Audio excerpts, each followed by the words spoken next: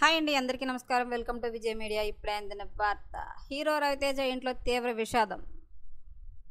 Latest update రావడం జరిగింది. So దానికి సంబంధించిన పూర్తి వివరం చెప్పడం కోసం నేను ఈ వీడియో చేస్తున్నాను. ఈ వీడియోని పూర్తిగా చూస్తేనే నేను చెప్పే సమాచారం మీకు బాగా అర్థమవుతుంది. అలాగే వీడియో నచ్చితే కనుక వీడియోకి లైక్ ఇచ్చి నన్ను సపోర్ట్ చేయండి. కొత్తగా ఎవరైనా మా ఛానల్ చూస్తున్నట్లయితే కనుక తప్పకుండా సబ్స్క్రైబ్ చేసుకోండి. అప్పుడే నేను పెట్టే మరిన్ని అప్డేట్స్ అన్ని నోటిఫికేషన్కి అయితే వస్తాయి.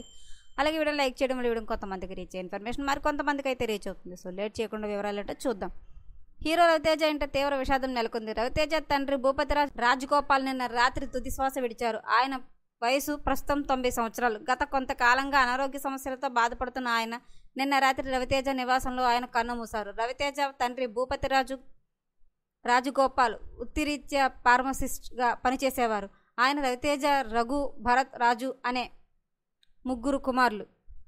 మరోవైపు రవితేజ రియల్ ఫాదర్లో కోటా శ్రీనివాసరావు 2 రోజుల క్రితం కన్నుమూశారు. రవితేజ, కోటా శ్రీనివాసరావు తండ్రి కొడుకులుగా ఇడియట్ సినిమాలో అద్భుతంగా మెప్పించారు. ఆ సినిమాలో వారి మధ్య bonding real father and son లాగా ఉంటుంది. కోటా మరణంతో రవితేజ చాలా ఎమోషనల్ అయ్యారు.